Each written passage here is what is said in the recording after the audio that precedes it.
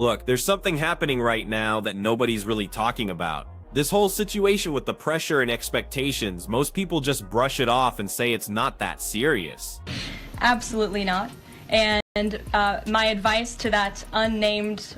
Alright, so here's what's really going down. A young Filipina player just walked into one of the biggest moments of her career, and the entire tennis world is holding its breath.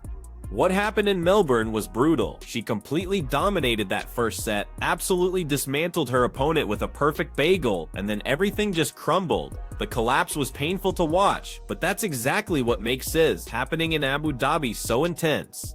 Can you clarify what kind of protest President Trump does support? I think for United tennis players, especially the juniors, I think it's a great opportunity to be exposed to this level and this competition. I think it's only normal that with the loss comes disappointment and being upset, but then again, this girl from Manila has been carrying something way heavier than just tennis rankings. She's the face of Philippine tennis, the one everyone looks to when they talk about breaking barriers in a sport that historically ignores Southeast Asian players. 3 weeks ago, at the Australian Open, she stepped onto that court ranked 49 in the world, coming off career high momentum from her Auckland semifinal run and that huge win over Olympic silver medalist Donna Vetch. She told everyone she was playing the best tennis of her life, and for 34 minutes against Alicia Parks, she proved it. That opening set was tennis perfection. The Filipino crowd was going absolutely wild, flags everywhere, chanting like it was a championship match. Then Parks regrouped, found her rhythm, and everything Alexandra had built just slipped away. The veteran experience showed up when it mattered. Parks stormed back to take the second set 6-3 and closed it out 6-2 in the third. Even saving 2 match points couldn't change the outcome. But here's what got to everyone watching. After that devastating loss, Alexandra stayed on court signing autographs for hundreds of Filipino fans who had traveled across the world just to see her play. That's the kind of person we're dealing with. Someone who understands what she represents to her people. The journey home to Manila was supposed to be different. The Philippines was hosting their very first WTA tournament, the inaugural Philippine Women's Open, and Alexandra was going to play in front of her home crowd for the first time as a professional. She entered as the second seed, the highest ranked Filipino in the draw, and the expectations were massive. 2,500 seats packed with fans who had waited their entire lives to see world-class tennis on Filipino soil. She opened strong, destroying Russia's Elena Kariva 6-1, 6-2 in a revenge match from their 2020 encounter. Then she handled Japan's Hamino Sakitsum 6-4, 6-love. Looking completely dominant and in control. The crowd at Rizal Memorial Tennis Center was electric, singing and chanting every single point, but the quarterfinal brought Colombia's Camila Osorio, a former world number 33 with that grinding clay court mentality that just wears you down. Alexandra took early leads in both sets, up 3-2 in the first, 3-2 again in the second. Both times Osorio clawed back and showed why experience matters. The final score was 6-4, 6-4, close enough to hurt but not close enough to advance. Standing in front of that packed crowd afterward, Alexandra's voice carried both disappointment and gratitude when she said she didn't pass that level but was thankful the WTA had finally come to the Philippines. 27 ranking points and $3,450 in prize money weren't going to change her life, but for Philippine tennis, it was absolutely historic. Now she's in Abu Dhabi, and this isn't just another tournament.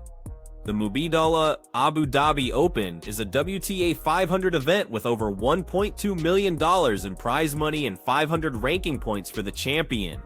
The field is absolutely loaded. Defending champion Belinda Bencic leads the draw as the top seed, fresh off one of the most incredible comeback stories in tennis history, winning this title just 10 months after giving birth. Elena Rybakina was supposed to be here, but withdrew after her Australian Open run. Katarina Alexandrova is the second seed, with Paula Badosa, Emma Navarro, and Elena Ostapenko filling out a seriously dangerous field. Alexandra walks into this as a wild card entry, not even seeded, having to be given an invitation rather than earning her spot through rankings alone. Even at number 49 in the world, she's still fighting to prove she belongs at this level. The matchup waiting for her is fascinating and complicated in the best possible way. Turkey's Zeynep Sandmaz is riding her own wave of breakthrough success after becoming the first Turkish player in the Open era to reach the third round of the Australian Open. She qualified for Melbourne, then stunned 11th seed Ekaterina Alexandrova in the first round before defeating Anna Bondar in straight sets to make history for her country. The Turkish crowd was so passionate and loud that Sandmaz said she couldn't even hear her own thoughts. Her run ended in a war against Kazakhstan's Eala Putintseva, losing the first set 6-3, fighting back to win the second in a tiebreak, then falling in the decisive third set after giving everything she had. But these two know each other well. They've been doubles partners at ITF events, reaching semifinals together in Luxembourg and Slovakia. They've trained together, supported each other, and now they have to try to end each other's tournament. As singles opponents, Alexandra has the edge from their previous meetings. She dominated Sandmaz at the Eastbourne Open qualifying rounds last June, winning 6-1, 6-3 in just over an hour. That victory launched Alexandra on the historic run that took her all the way to the Eastbourne final, the first time a Filipina player had ever reached a WTA final. She lost that final to Australia's Maya Joint in a heartbreaking 3-set thriller, squandering 4 championship points in the tiebreak, but the journey started with that clinical win over Sandmaz. The pressure heading into this Abu Dhabi match is suffocating. Alexandra hasn't won a match at WTA level since before Melbourne. She's coming off that first-round Grand Slam exit and the quarter-final loss at home. Meanwhile, Sandmaz has that Australian Open breakthrough, giving her belief that she belongs on this stage. The betting markets favor Alexandra, the head-to-head supports it, but tennis isn't played on paper. Sandmaz isn't coming to this match quietly, and she has absolutely nothing to lose. But here's where everything shifts into something completely different, because while Alexandra is preparing for this crucial singles match, something extraordinary is happening behind the scenes that shows exactly who she is as a person. In the doubles draw, she's partnering with compatriot partner against some serious competition, but the real story is about what she's planning to do with any prize money she might earn. Sources close to her team are saying she's made a decision that has her manager speechless, and her family in complete awe. This young woman, who has spent her entire career chasing financial stability through tennis success, is apparently planning something that defies all logic but defines pure heart.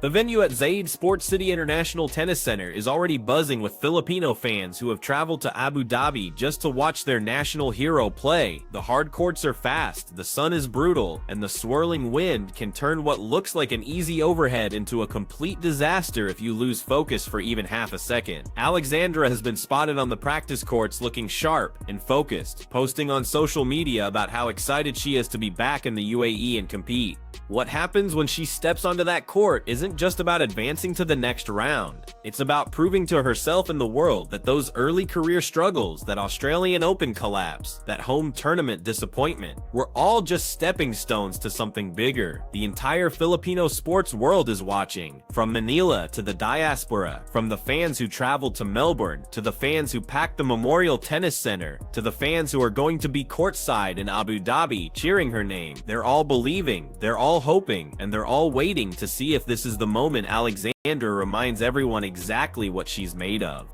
The stage is set for what could be the most important match of her young career, but based on what's being whispered about her plans regardless of the outcome, it might also be the moment that shows the world there are things more important than winning and losing. Sometimes the real victory happens after the final point is played.